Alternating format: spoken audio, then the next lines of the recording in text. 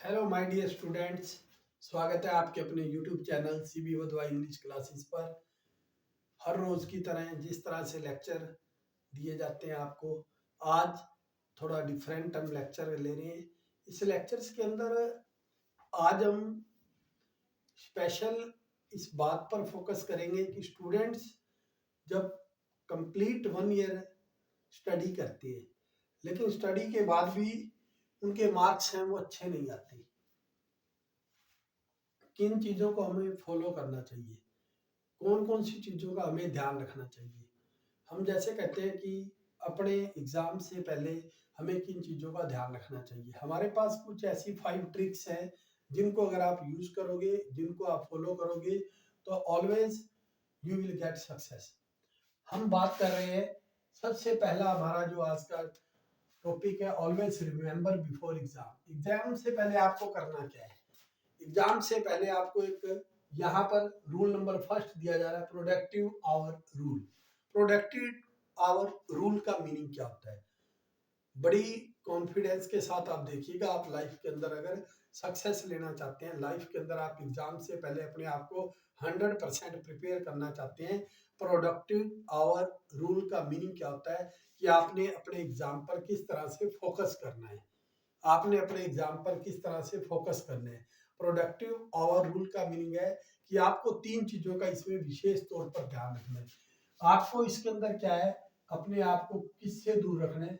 Mobile से दूर रखना है। एग्जाम से पहले आप अपने आप को मोबाइल से दूर रखना है। आपने एक ऐसे रूम में, ऐसी जगह पर बैठना है जहां पर आपके पास एक वाटर बॉटल हो, जहां पर आपके पास क्या हो, एक वाटर बॉटल हो आपके पास।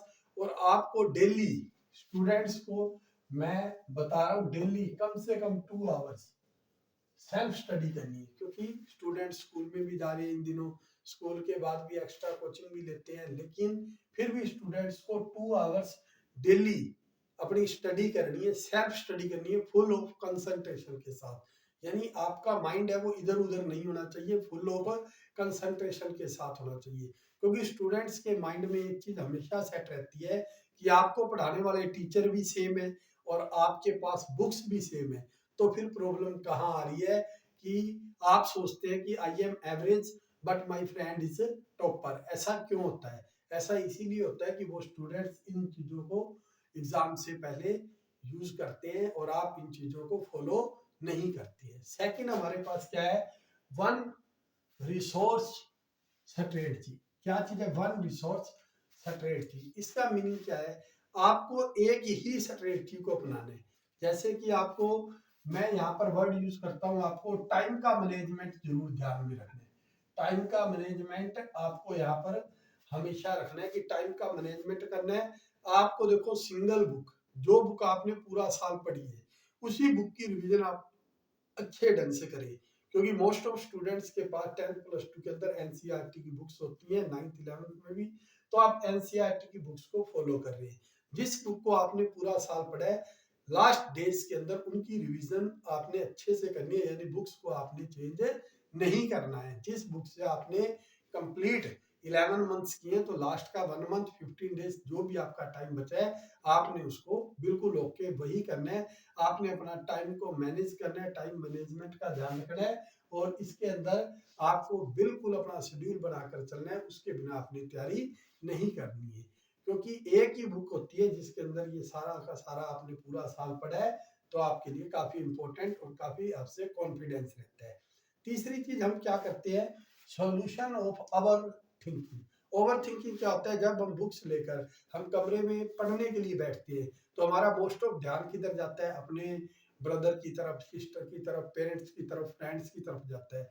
ये सब क्या चीजें होती हैं जो आपके माइंड को क्या करती है? मूवमेंट करती है। तो आपका फर्ज बनता है कि आपके पास जितनी भी प्रॉब्लम्स आ रही है, जितनी भी प्रॉब्लम्स आ रही है, और रूम में पढ़ते टाइम आपको जो कंफ्यूजन हो रहा है, आप उसको प्लीज एक पेज के ऊपर, आपके पास 1 मिनट भी नहीं लगेगा, 1 मिनट से पहले वो 5 प्रॉब्लम आप लिख दो कि मुझे ये प्रॉब्लम आ रही है, वो साइड में रख दो। तो आपका उन प्रॉब्लम्स की तरफ बिल्कुल ध्यान नहीं जाएगा। आपको फुल ऑफ कॉन्फिडेंस के साथ अपनी स्टडी को करना है, इधर उधर ध्यान नहीं जाना। बहुत सी चीजों के बारे में आप सोचते हैं तो आप कंफ्यूज होते हैं। आप उन प्रॉब्लम्स को लिख दो कि इन पर मैं कल चर्चा करूंगा, तो आप देखना आपको चर्चा करनी भी नहीं पड़ेगी और आपका दिमाग पूरा जिस स्टडी को लेकर आप पढ़ना चाहते हैं उस स्टडी पर आपका फोकस रहेगा।